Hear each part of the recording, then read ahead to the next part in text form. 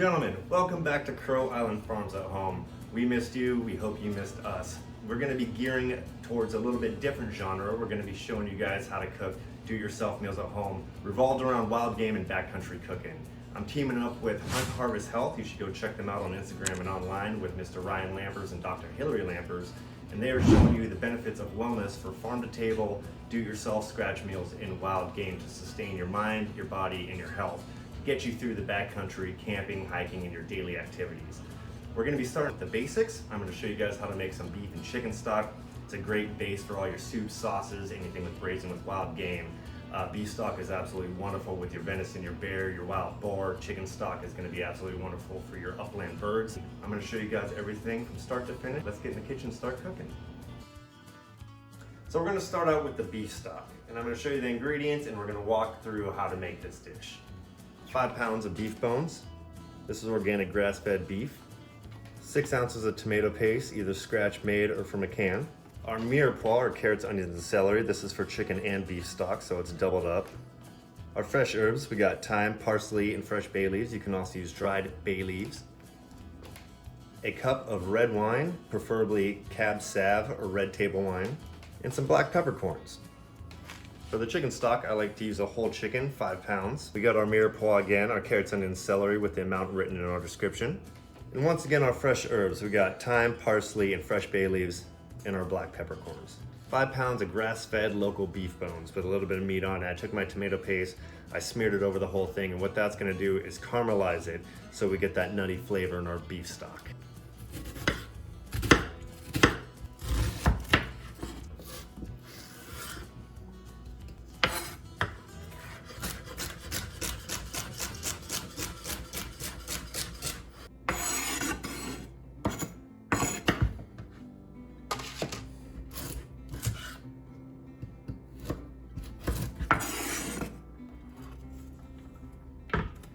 And what I like to do, I don't like oil in my dish, so I take a little bit of canola oil and I just spray the top, and that helps brown the chicken off, and it also helps brown the vegetables off without having all the oil retention that we're going to strain out anyways and skim, but it just gives a really nice caramelization to our vegetables.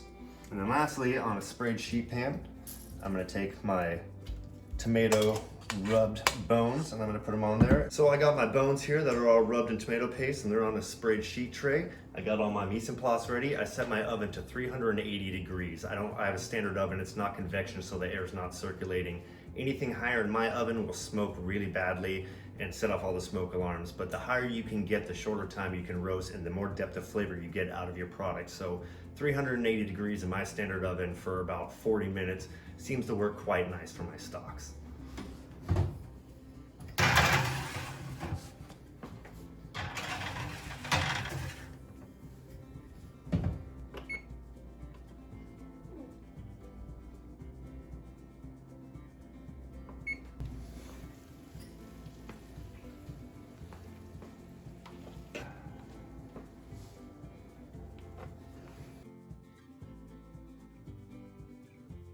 So we're going to start out with our beef stock first. We got our caramelized bones, we got our carrots, onions, and celery.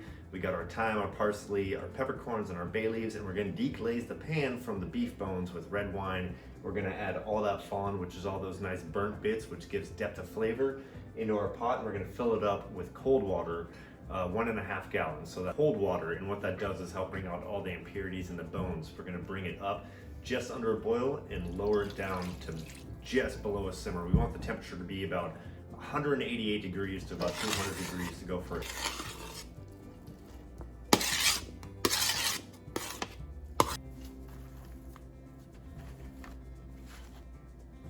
One more time. We want cold water just to go over the top of the bone. We're gonna take our chicken. We don't deglaze the pan. We're gonna take our whole chicken, carefully add it into our pot. Neck in there. I like to take all the fat in there and be strained out for its wonderful flavor. And add our carrots, onions, and celery back in.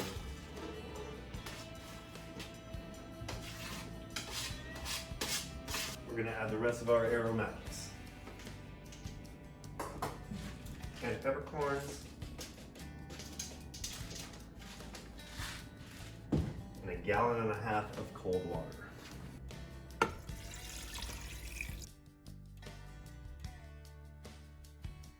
So as you notice, we didn't add salt to either of these. We're gonna add it to the final product whenever we wanna make a base for something or a sauce or make a soup.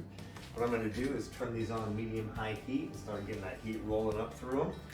And then I'm gonna turn it down low. I like to put mine on number 2 or 3 for the small burner underneath. I wanna keep it at 188 to 200 degrees all night for 8 to 10 hours.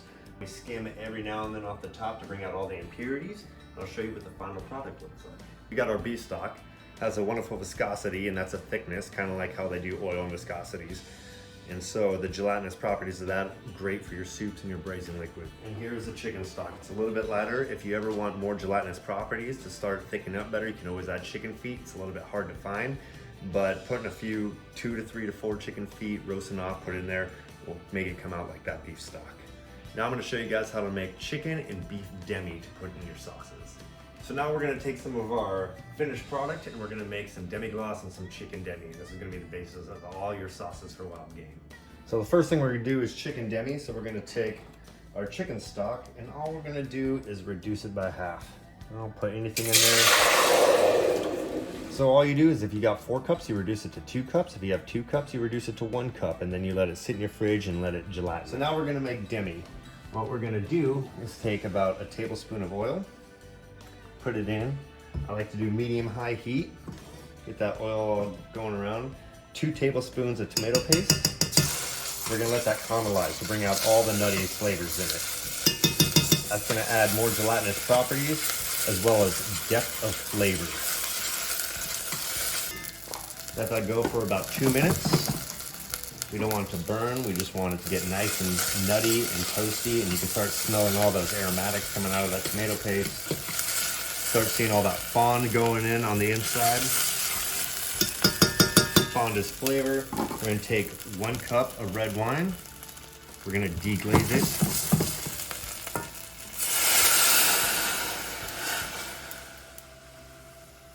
And we're gonna let that reduce for a second. So when that wine starts reducing by 1/3, meaning if you have 1 cup of wine in there, 1/3 cup is reduced, we're gonna add our chilled beef stock. And so I got about 1 quart here, and I'm gonna reduce it all by half. You don't want it to rip, roar, and boil. You just wanna do it at medium heat. All that stuff in the bottom, that's some impurities. You don't need to add it, it's not gonna hurt you if you do. And now we're gonna let that just go for a little bit. All right, we got our finished product after reducing for about 3 to 4 hours on the stove, letting it cool down for about 6 to 7 hours in your fridge.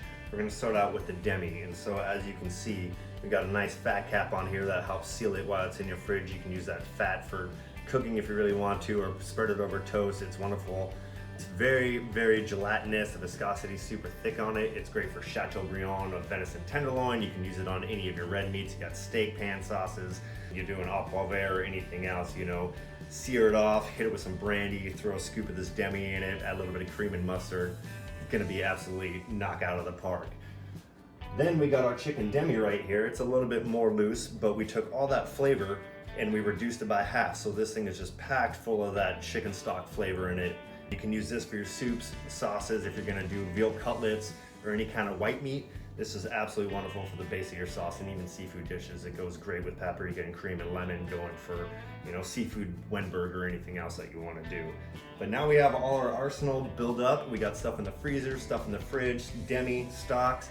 We can make just a plethora of recipes and we're just gonna go to town with it.